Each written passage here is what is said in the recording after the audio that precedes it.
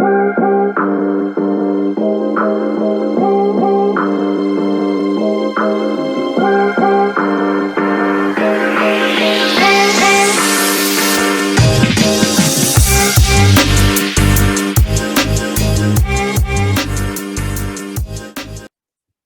what is going on, everybody? Welcome back to Halfback Dynasty. My name is Brendan. We are joined today with our co-host, Tyler.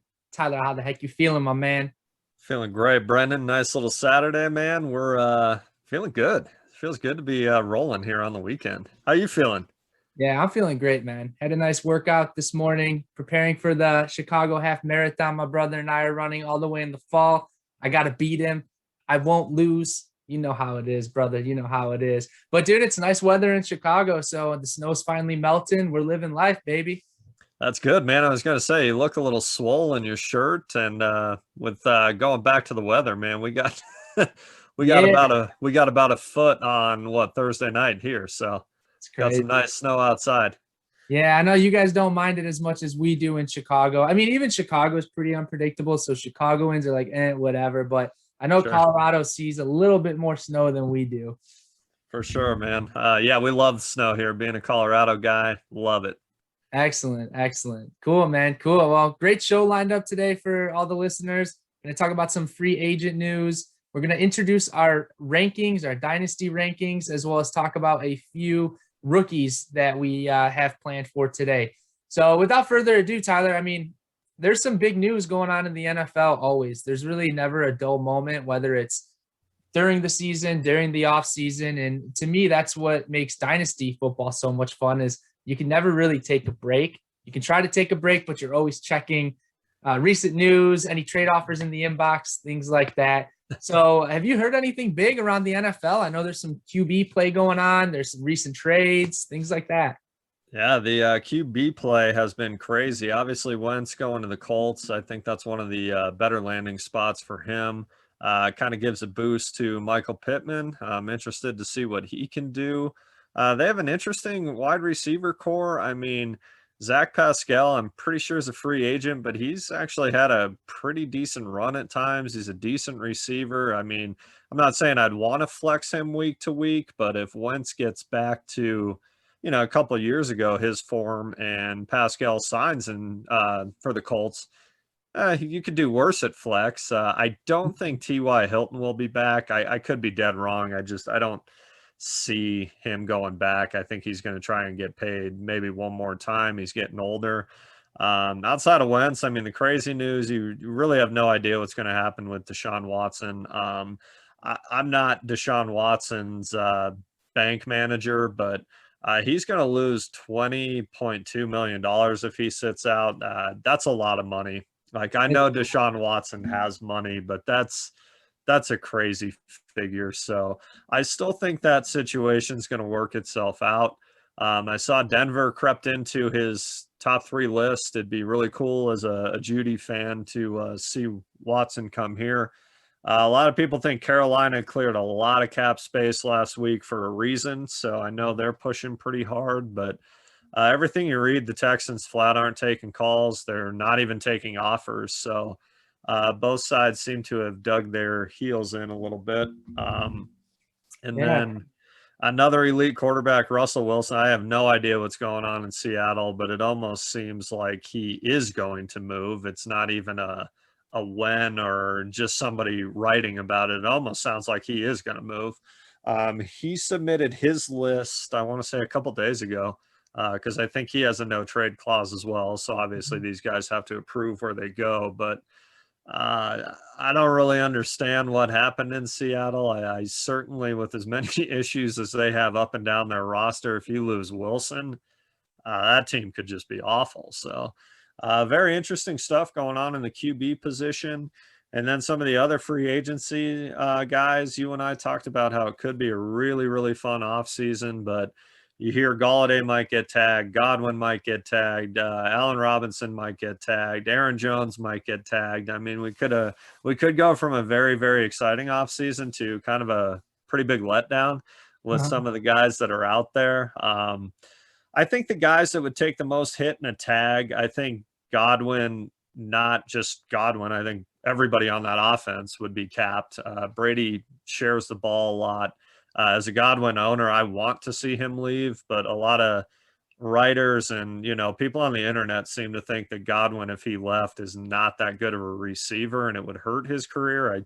I don't see that, but maybe that's because I'm a Godwin owner. And Galladay, I think, takes a huge hit if he's franchise tagged, because as you and I talked about a couple times, I just don't think Goff has the skill set for what Galladay brings to the table. He's not a receiver like Kupp or Woods.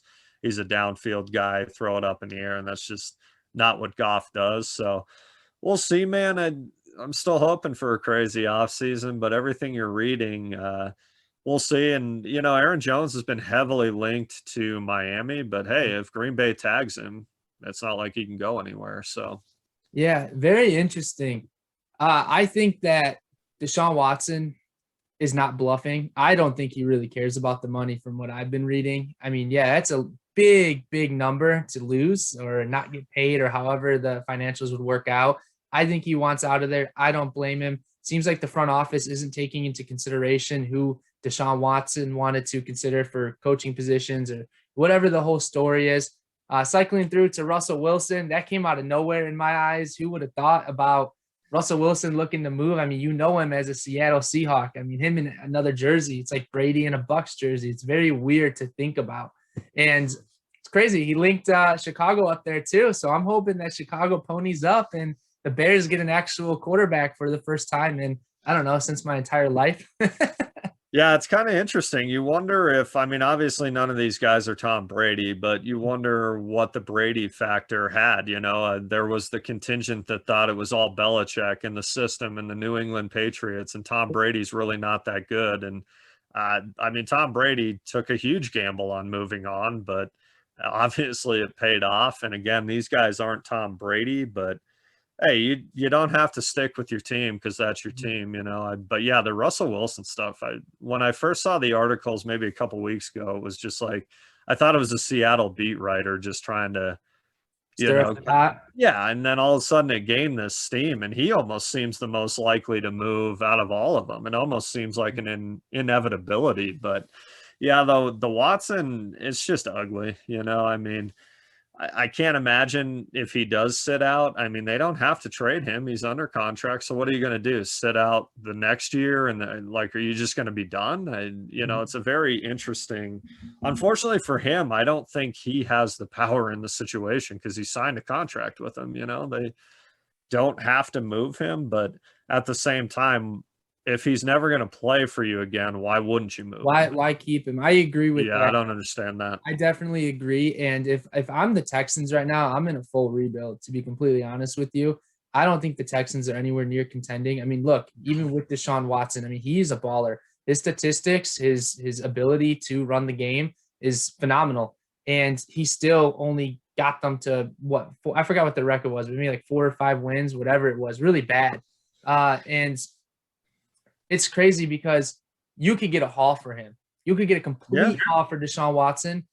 Carson Wentz sent the market. Okay, let me rephrase that. If initial reports was Carson Wentz was going to net a first rounder plus. Now they gave up the Colts gave up a conditional second rounder that may be a first rounder, whatever it is. But then Jared Goff set the market crazy enough, or Matt Stafford, whatever that trade was too. What was it? Multiple first round picks, I think, or something absurd like that. So who's going to pony up for Deshaun Watson? That he deserves to net more than Stafford by a bunch, man. He deserves like 4 first round picks in return for him. So it's tough. I've seen that's kind of the price point according to writers is 4 firsts. And when you really let that sink in the NFL, that's insane. 4 firsts could set your you're setting up your franchise for success by locking down a quarterback that is a good quarterback. But 4 first rounders, man, in the NFL, that's unheard of. But it's almost, I understand that Watson and JJ Watt are not even comparable assets because Watson is a quarterback, and it's extremely difficult to find a franchise quarterback. But I thought the release of JJ Watt was almost childish. It's almost just another slap in the face to Watson, I guess. It's Oh yeah, almost, they were good friends too. They were good. yeah, it's just almost getting childish. It's just, Yeah. I don't understand it, but obviously you and I don't run sports teams, so I Oh wouldn't. yeah, we do. Yeah, we do. We do run sports We teams. do. We do. Hey, like, when my players on my dynasty team start mouthing off, they get I benched. bench them. Nice, dude. Yeah, I mean, how I look at the market right now is Deshaun Watson does deserve to go to a better team, in my opinion. He does nothing but produce and play the game hard. It's just now with Matt Stafford setting the market so high, nobody wants to pony up that huge price for Deshaun Watson. But it's pretty evident that wherever Deshaun Watson goes, it can't get any worse. So I don't know what's going to happen with the situation. And in terms of Tom Brady leaving New England, I mean, he just set the tone high too, that you can leave your franchise you've been with for your entire career, and there's more out there for you. So I think Russell Wilson is very capable of transferring teams and organizations and still being a really good franchise quarterback, just not in the playoffs where he throws a million picks. But the idea is Brady did it so others can follow suit. Matthew Stafford had a huge net in return. Others will follow suit. So I'm really curious to see how this will break down. Just in terms of your QB rankings or prices for these dynasty QBs, where do you put them at? Does Russell Wilson's value change at all now that he's a year older and now his situation could change drastically? What about Deshaun Watson? I mean, he might not even play. Right. You don't know. So anything change in your rankings or your thoughts about them? Not really. I mean, interesting timing that exactly how I price a high-end quarterback. I mean, I think quarterbacks, you and I talk about this via text, and, our league is slightly different, that it's a 6 point for, touchdowns in general, passing, running, anything that I think quarterbacks get undervalued in one quarterback leagues. I mean, everybody just says, who cares? Plug in a guy. Our league's unique that there isn't guys on waivers. That you don't have the option to stream a quarterback in our dynasty league. So to me, quarterbacks are gold, man. I wouldn't trade Patrick Mahomes for the 1-1 in our league. Why would I? And it doesn't make sense. You're talking about quarterbacks that put up 40 points a game, given our settings format, that the out players are not going to do that consistently. Yeah. So I'm probably a little bit, I guess, unique in the sense that I personally think the upper tier guys are worth early first, and based on mathematics alone. I run my fantasy team heavily based on math, and in our league, it's not a popular opinion, but Patrick Mahomes is probably the most valuable asset in our entire dynasty league. But He'll score the most points for sure. Yeah, but nobody would ever say that, because it's not a popular opinion in a one quarterback league. So no, I don't drop Watson or Wilson at all in the rankings as far as if you were going to trade for him, as you well know. And I do think it's fair to ask a lot in a trade for guys like that. I really do. So Sure.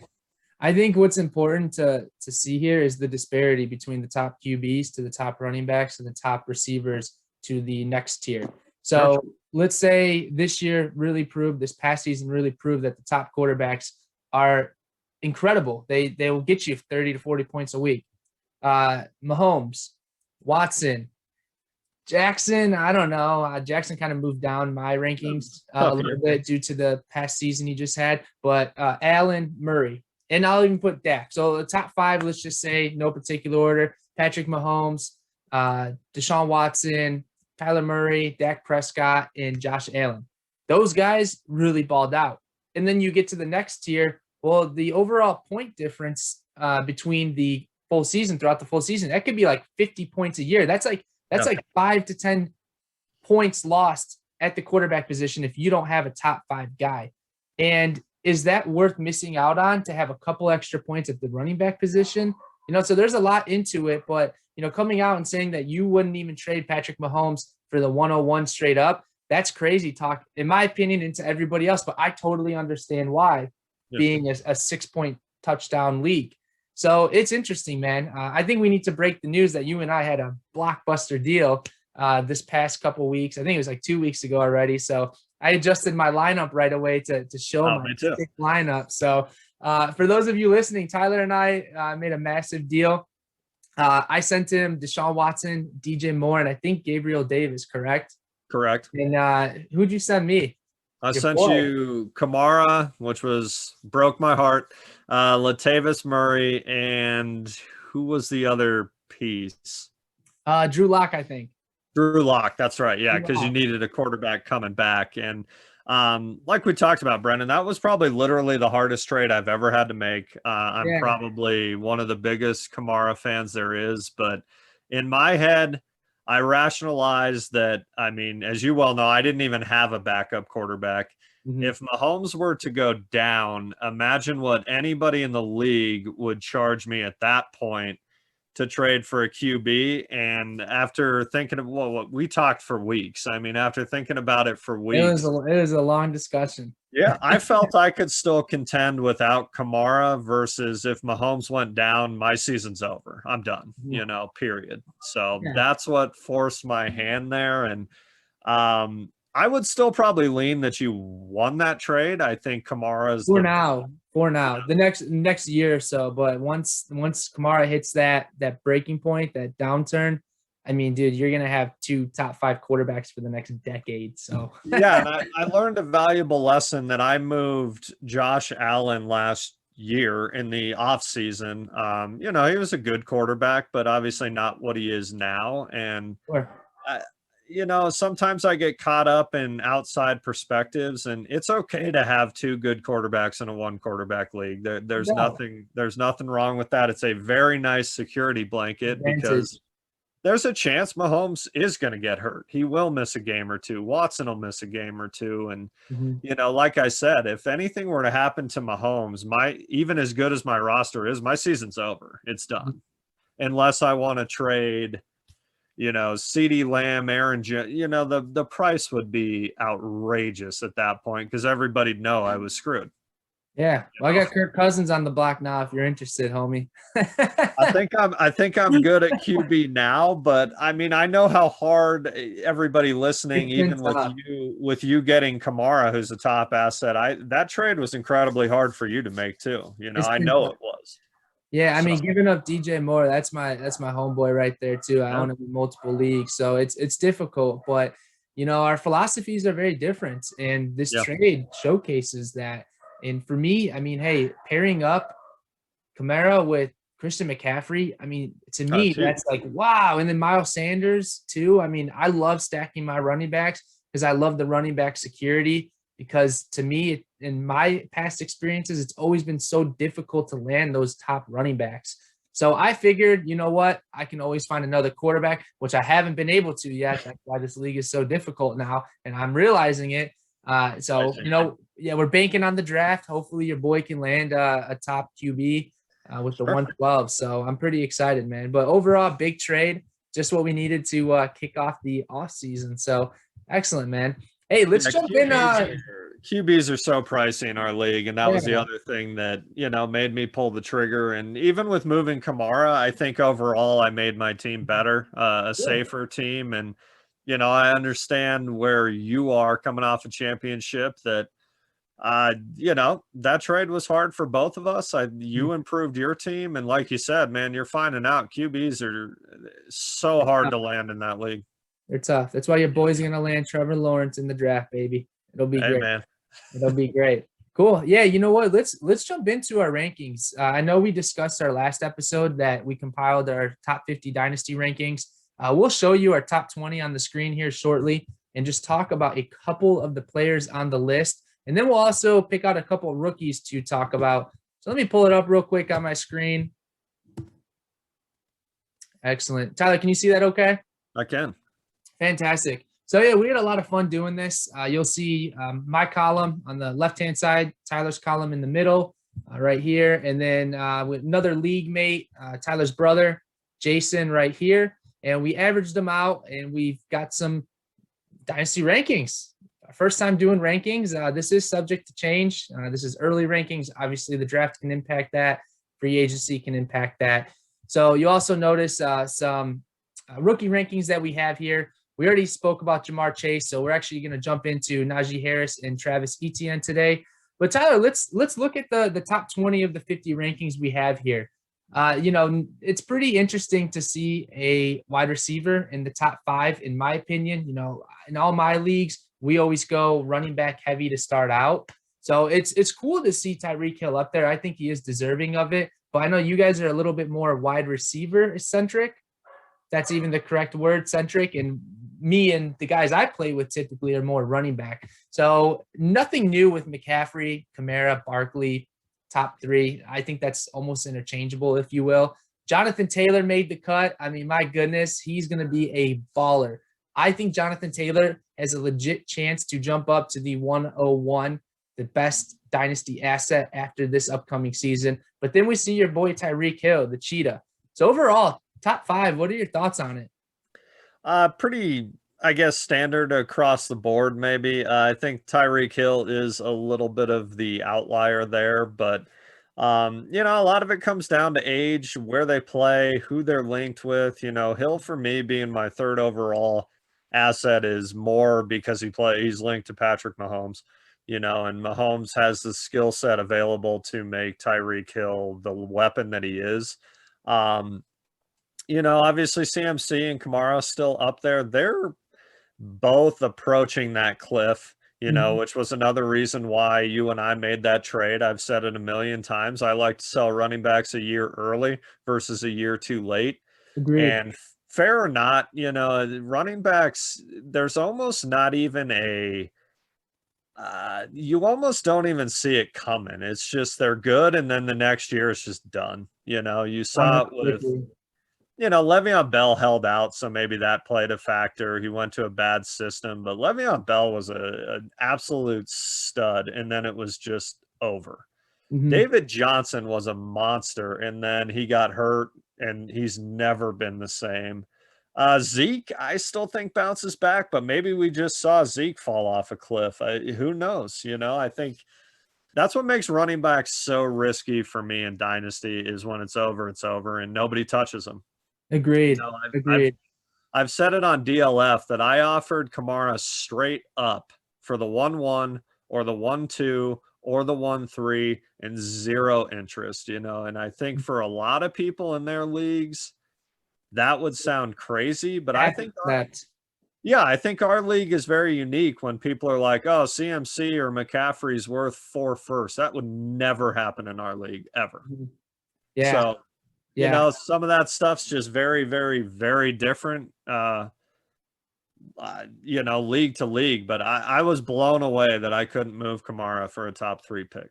Hey, I'll take him for the price I paid any day of the week, man. I mean, I really like that trade overall. Both those guys are probably stuck on my team now until they're done. And, if I win back-to-back, it's well worth it. You play to win. You make the move you make to win. So, yeah, definitely hear you on that. Some interesting things that I see on this list.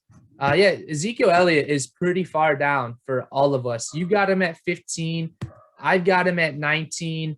Jason doesn't even have him on his top 20. Do I see him here? I don't even see him here, my friend. So it just goes to show. Yeah, in terms of Zeke bouncing back, it is pretty likely, especially if Dak is the QB.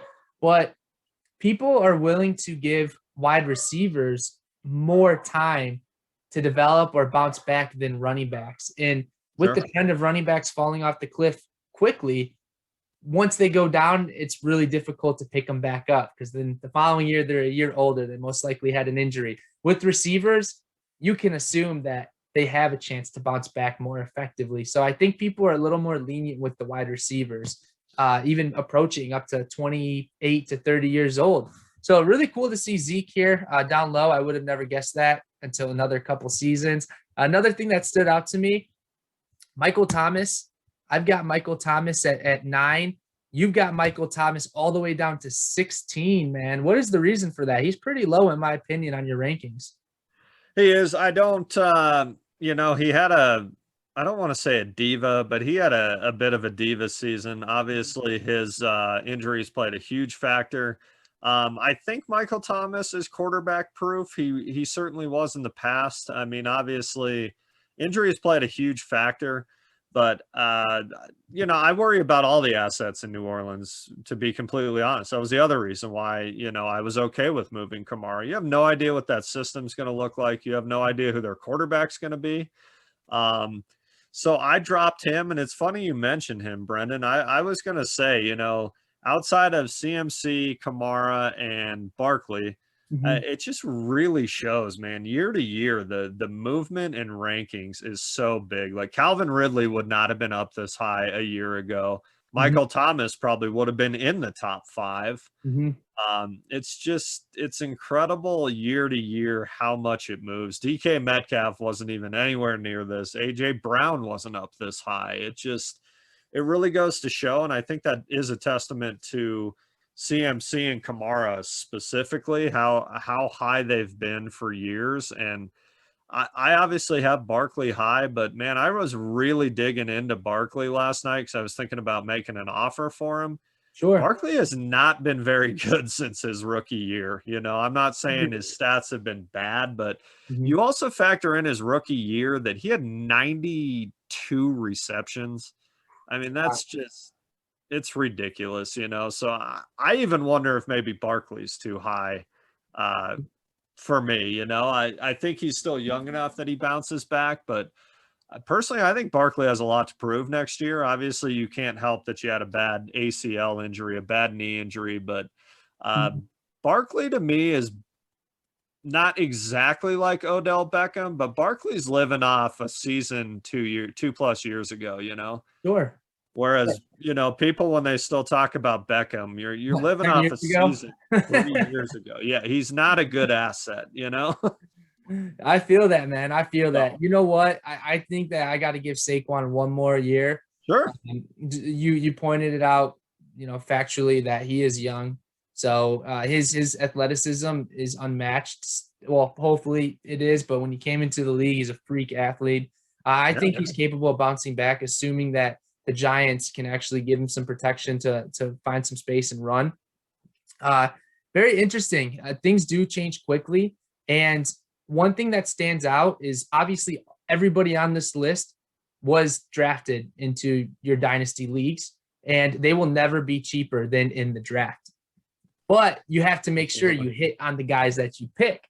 So, for example, I think Christian McCaffrey is worth 3 first-round picks, but you most likely drafted him at like the 104 that year, right? And so accumulating draft picks is so important. And I know you're a big proponent of that. You love to trade to try to get the 101 to the 105 to pick up the guys that you want. But to me, I mean, I'm always playing to win, and a lot of my roster builds right now are set to compete and be competitive. So I don't ever really have first-round picks because I always trade them. So I always miss out on getting these guys at the cheapest rate possible because I know if they take that extra year to develop, it'll hurt my team in the end rather than trading for a player that can immediately help my team win. So I don't know, man. I'm going to be searching to grab some hopefully discount picks in other leagues. I know there's some skepticism about this upcoming draft class due to the fact that it was shortened seasons or people opted out. So I'm excited, man. I'm excited. And what's up? Anything else that stands out on the list? I was just going to follow up on your point that, known assets are way safer than picks. They're not as exciting. Everybody wants to have a ton of first round picks come draft day. Absolutely. But, you have arguably the top 2 assets on your team. And, it's interesting you mentioned how young Barkley is, that Saquon Barkley's 24. He's really, for a running back, not that young. I'm not saying he's old. I'm not saying he's hitting his cliff, but you wouldn't even consider moving CMC or Kamara for Barkley straight up, would you? No, I wouldn't. Yeah, so I think that after those two, it's a big drop off.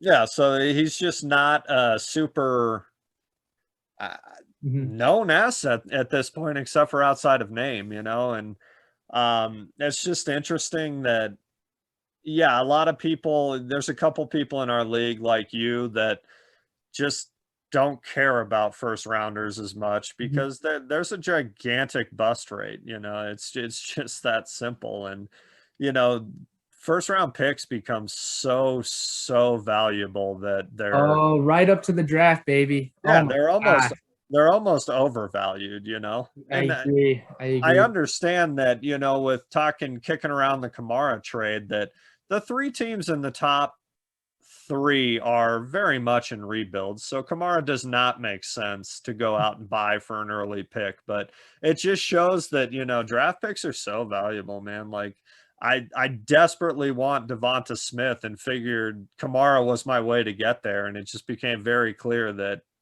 that is not happening. Yeah. My idea to anyone who's in that position where draft picks are impossible to acquire, look to the following year in terms of draft picks. So, for example, look for 2022 draft picks. Target teams that you feel will not contend, but they think they have a shot to contend. So where you can offer up a guy for, like, let's say Amari Cooper for, maybe a bottom three team who thinks they can contend for their 2022nd first. Okay, well, Cooper might not make that big of a difference in contention for them, but you just landed yourself a possible top 3, top 5 pick. Future picks will always be cheaper than current picks, obviously.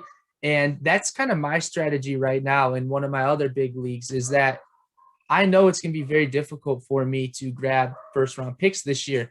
Somebody wanted Dalvin Cook for the 101, and then they'd say, I'll have to think about that, but I'm not going to do that. So now my strategy is to target that same team who I don't think will be that good this upcoming season and acquire the 22nd pick so I could replenish my team in the future. Is that strategy interesting to you? I mean, do you agree, disagree? Absolutely. No, Okay. I totally agree. And it comes down to I guess what you're willing to move when you're willing to move it. You can look at Kamara, McCaffrey, Delvin Cook in our league. I don't think you could move them for a ton because, it's just that age old. We've all played fantasy long enough that, a running back hits a certain age. And for a lot of people, they're like, I'm not touching that guy. No matter what. Whether that's smart or not, chances are McCaffrey and Kamara have 3 or 4 really good years left, but maybe they don't, and there's just people that aren't willing to take that on. Look at, my brother's ranking of Derrick Henry.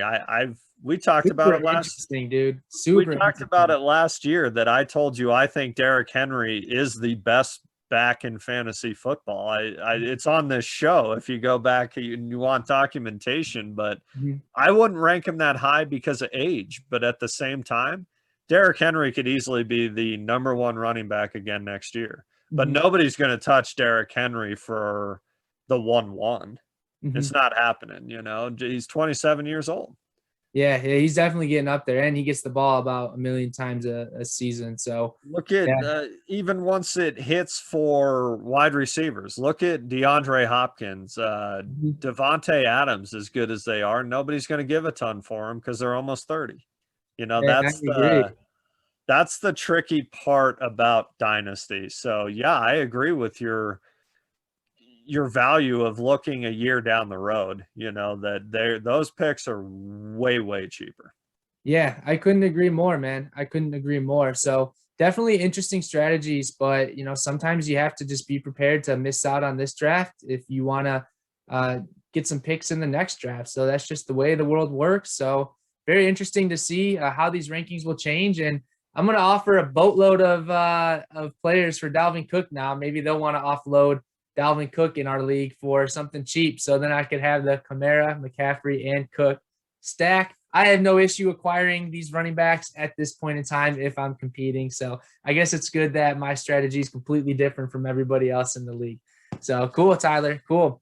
Let's jump into the rookie rankings. So basically what we're looking at, we have the top 12 rankings for each of us. What you're looking at in red right here, Javonte Williams and Tylan Wallace. These are highlighted red because Tyler doesn't have Javonte Williams in his top 12 rookie rankings, and I don't have Tylan Wallace in my top 12, so we couldn't average them out. So basically, you see the average of the top 11 rankings for the rookies here at Halfback Dynasty. We already spoke about Jamar Chase. Tyler, I made it very clear that if I didn't have a worry of not being able to secure a top running back, I would put Jamar Chase above Naji Harris, but due to the leagues I play in. It's very difficult to land top running back. So that's why Najee Harris is my number one pick this year. He's the 101 in the 2021 rookie draft class for Dynasty football. For you, you have him all the way down at the 103. So talk to me a little bit about that. Your strategy is obviously receivers ahead of running back. So yeah, my I did a little bit of how I would kind of draft in the first round, but at the same time not getting too out of control there. If I had the 1-1 and the 1-2, I would take Smith and Chase, no questions asked. But I think Najee Harris makes sense at the 1-1 because running backs are tough to acquire. They are tough to get, to your point, outside of your draft. They'll never be easier to get than outside of a rookie draft. But it's just a different philosophy. Obviously you can look at my roster build and know exactly what I like to build around, and there's no questioning that. So absolutely. If you want to start getting into our rookie talk right now, I mean, the biggest knock to me about Harris is his age. He's coming in at 23. I don't know if he'll be 24 before the season even starts. I can't imagine that. I think his birthday is actually in next week. So he's going to be 23 coming into the year. Okay. Yeah. And I mean, again, that age, I think we get caught up in age too much in Dynasty, to be honest, at times, like we just talked about. Nobody's going to trade for Hopkins or Devontae Adams because of their age, and that's probably not a good decision. Look at Keenan Allen's untouchable. Guys like that are legitimate good assets on Sunday in your lineup. But again, it's just a number, but I'm not crazy about his age coming in. I guess the younger running backs are more exciting because if they don't hit their rookie year, they're still young. Look at Joe Mixon that came in at 20. He was 21 his second year. Cam Akers is just now 21. You just feel that there's some built-in cushion there with a younger guy versus, let's say Harris comes out and struggles his rookie year, struggles his second year. He's all of a sudden 25 or 26 years old. Yeah, not great. I agree. I agree, dude. And you know what, man? It's tough because I think he has the talent. I mean, if you watch Najee Harris play, he's a baller. He's patient. He's patient behind the offensive line. He's difficult to tackle. He's decently quick. I think he runs like a 4.45. Let me fact check this. I mean, he's got everything that you would expect for an NFL caliber running back. He runs a 4.45. So his statistics were phenomenal this past season. The 2020 season statistics for Najee Harris: 251 rushing attempts, 1,466 yards on the ground, 26 touchdowns, dude. That's crazy talk right there. Oh, he's a beast. That's crazy. 5.8 yards per carry. I mean, if you even look at his 2019 stats, he's put up over 1,200 rushing yards, 13 touchdowns. It's really a matter of the only thing you can knock him for is his age. And I understand, you make that argument, and I agree with that argument, but you're totally correct in that we overvalue age, and running backs tend to assimilate to they translate to the NFL a lot easier than every other position. So in certain builds, I'm always a proponent, build around quarterbacks and wide receivers, draft your running backs when you're ready. I think Najee Harris is going to translate and be productive day one, really no matter where he goes. So that's why I have him as my 101. Again, it would be very difficult for me not to take a running back at the 101 almost every year in a non-super flex league. I could almost guarantee you I will take a running back every year at the 101. I know that's corny to say, especially without knowing draft positions yet, landing spots. But Tyler, that's just my philosophy, man. Yeah, I can understand that. And I mean, to your point, I think Harris will hit from day one. I think he'll be a good running back. I've got some just some highlights of his strengths. Definitely a power runner. Has tremendous contact balance. He gets yards after contact. Super strong lower body. He's a short yardage asset, which is big in Dynasty. He's going to get goal line carries. You know, some of these, like a guy like Etienne, I don't view him as necessarily a goal line back, which hurts him a little bit. Like you said, he's got good speed. One of the knocks is it's good speed, but not great speed. Has solid acceleration, excellent vision, great first step to hit the hole. And one of the most important things that stood out for me watching him, Brendan, is he has advanced pass protection. We talk about it all the time. Another huge knock on Travis Etienne is he needs to learn how to block. And if you can't block in the NFL as a running back, you're not going to play. That's big. That honestly, people in fantasy football don't realize that is a huge, I guess, need for NFL teams and organizations. You have to be able to pass block. I agree. It's huge. I think that's what makes Harris and Etienne, in my opinion, there's not even a question there. Who's the better running back coming in? Just a couple weaknesses I saw is he's a really strong runner, but surprisingly is like overwhelmingly not very physical for the type of build he has, the type of body Harris has. But I feel he's big. He's big for a running back. Yeah, he's huge, but he has great hands. He should be able to pass catch really well. He could be a 3-down back straight away. I think the most obvious comparison would be Mark Ingram type of guy.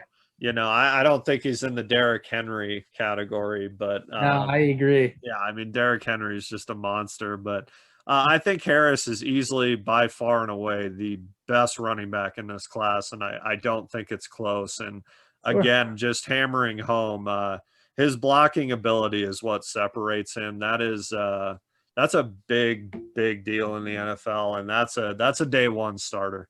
You know, I think what hurts some of these running backs coming in from day one that Donald Jones.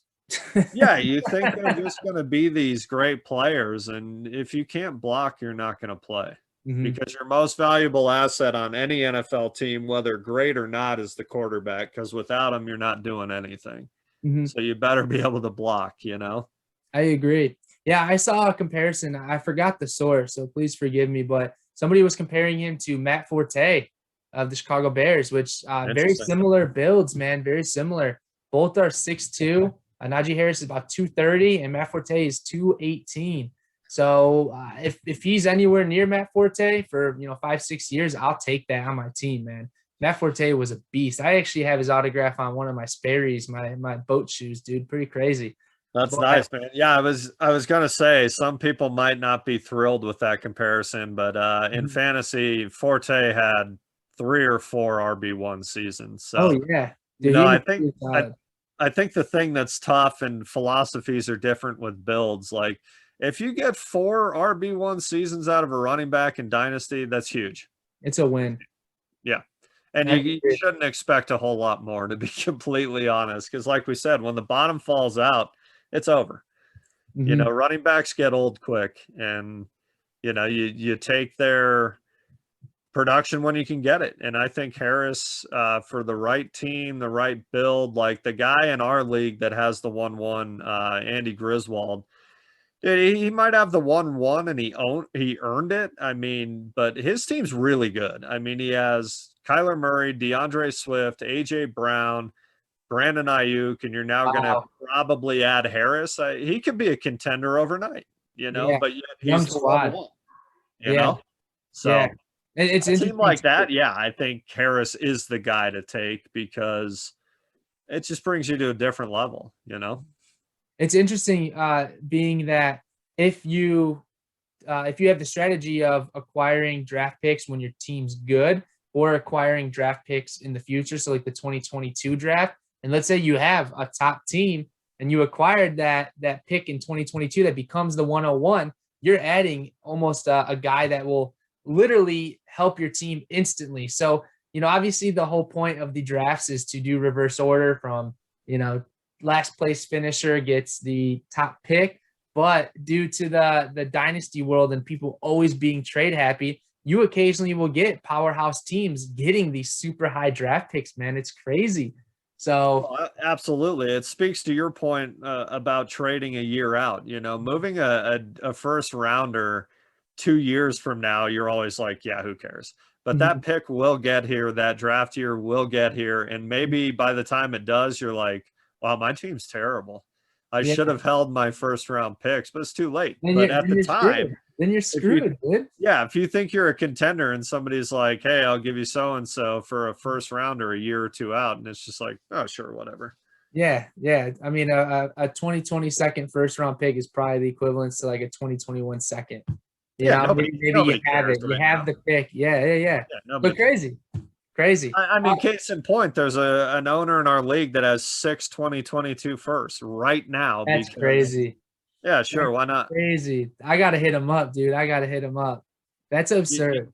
She's a tough one to trade with. So, but I think she's holding those picks. But I mean, that's just her team is not good. She's been in a rebuild for a few years, and that's a smart GM right there. You were able to acquire 6 first rounders because they're a year out at a discounted rate, most likely.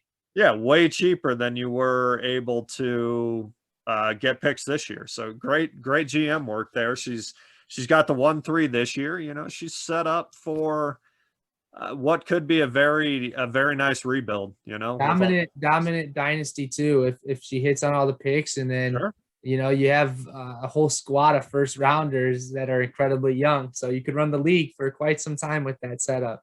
Yeah, it changes quick. Like a team like yours that's stacked, but maybe has a few aging running backs. What do you look like in 2022, 2023? It's hard to say. Not as good as I do now, man. I'll tell you that. So. For sure. Do you have any predictions on where Naji Harris will land? I don't think he goes in the first round. I'm interested I don't think any running back goes in the first round this year. I think Aaron Jones plays a huge factor here. If he doesn't move, I think Miami jumps all over Harris in the second round.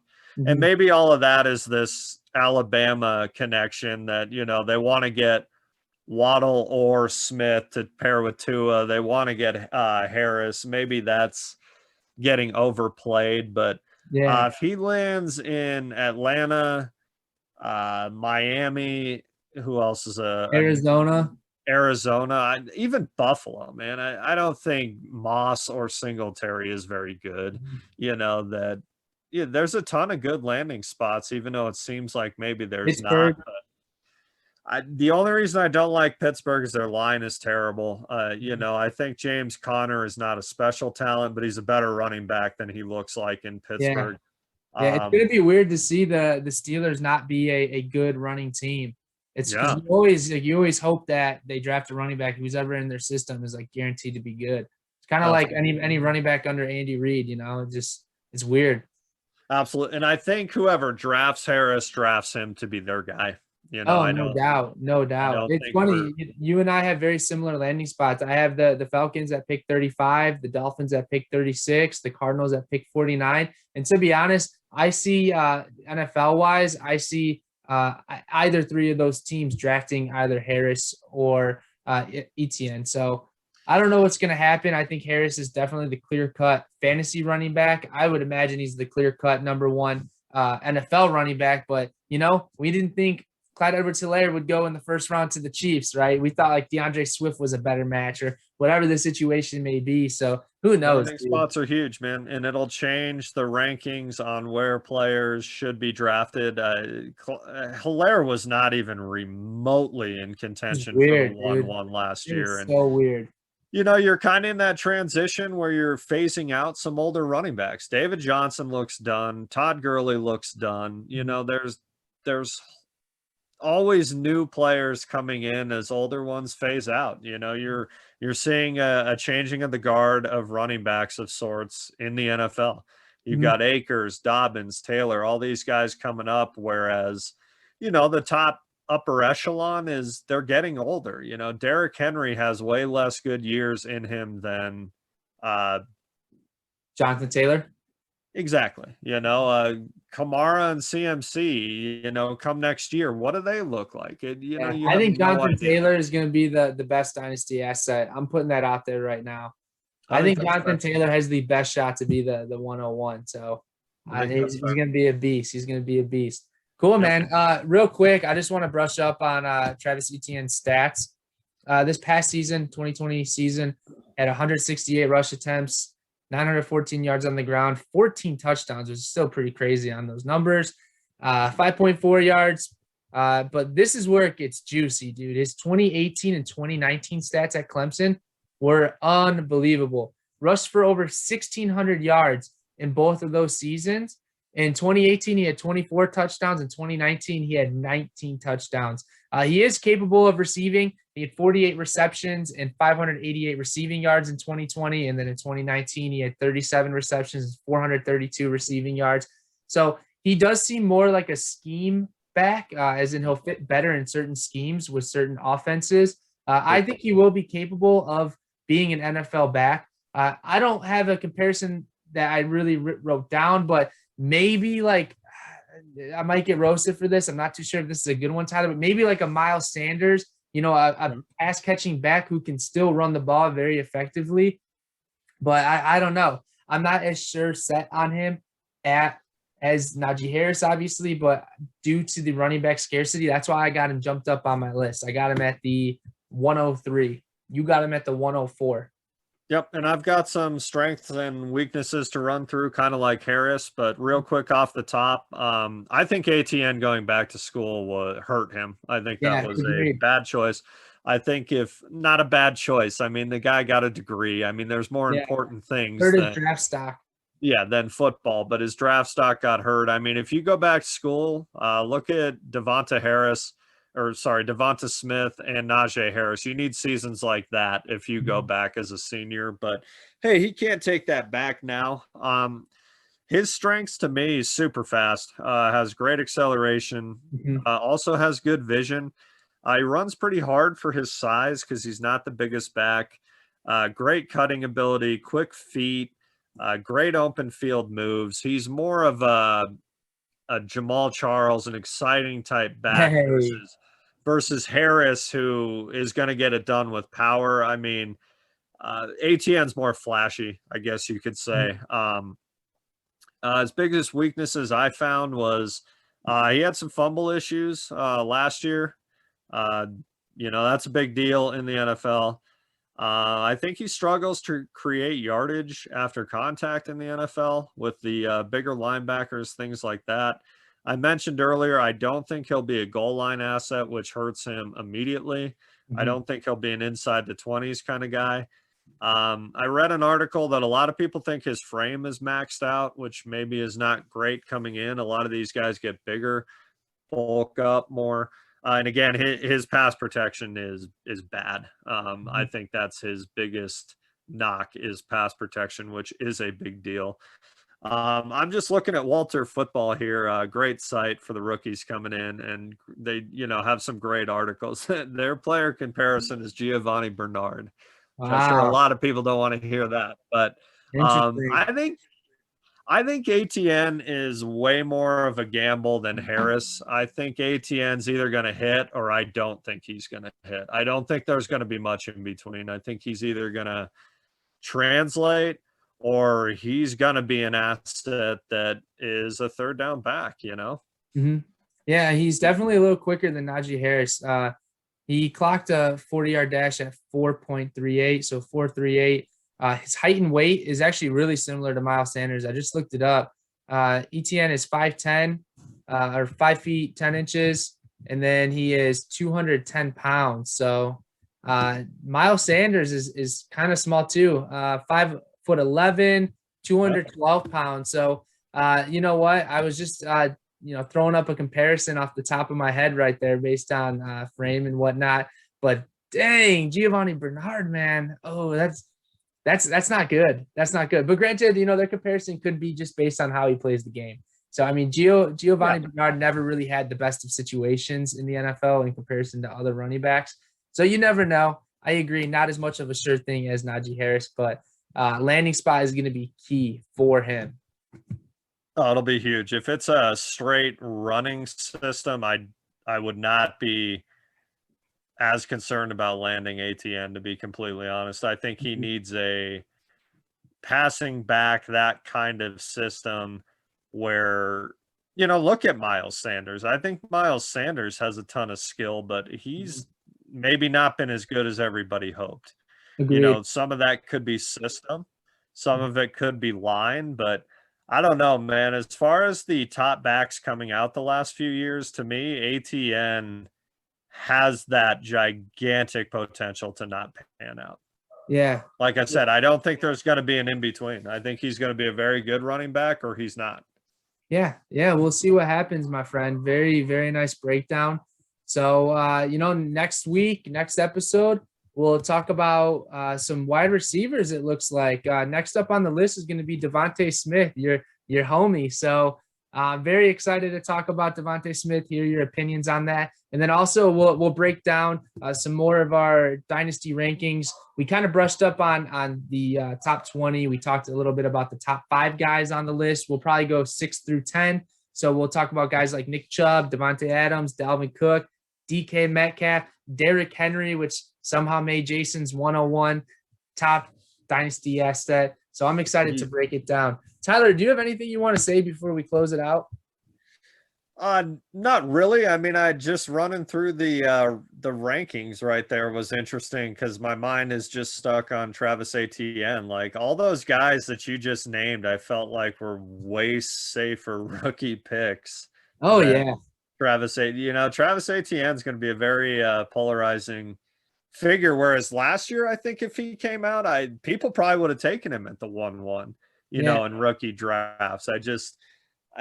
Sometimes going back to school for all the right reasons, I'm sure he wanted to get a degree. I'm sure he wanted to try to win back-to-back titles. He wanted to play another year with Trevor Lawrence, like all the right reasons. It just, you look at guys way different. I mean, do you remember the year that in Dynasty anyways, when Myles Gaskin and Jordan Love went back to school? Those guys were huge running back prospects, first round dynasty running back prospects coming in. They both went back to school and look what happened. Mm-hmm. Well, I hope Miami doesn't do anything. Played, has he? No, he hasn't. It's like 2 seasons straight, Yeah. Well, the Packers drafted him last year. They drafted him last year as a backup QB to Aaron Rodgers. I'm not Jordan Love. Who am I thinking of? The running back for Washington.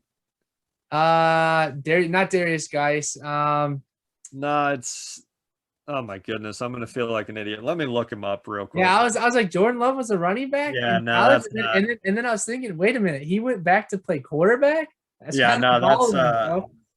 a terrible misquote. It was Myles Gaskin, and I'm pretty sure his last name is Bryce Love. Bryce Love.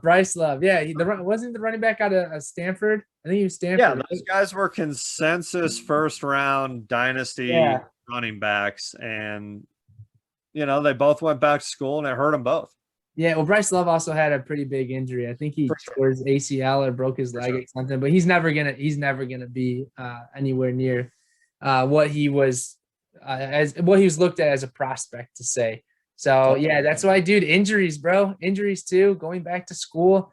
As I guess we say here at Halfback Dynasty, 2 things: don't get injured, don't go back to school. Go straight to the NFL, baby. Yeah, it is interesting because I do think you're gambling with a tremendous amount of money going back to school. But if your NFL career is short,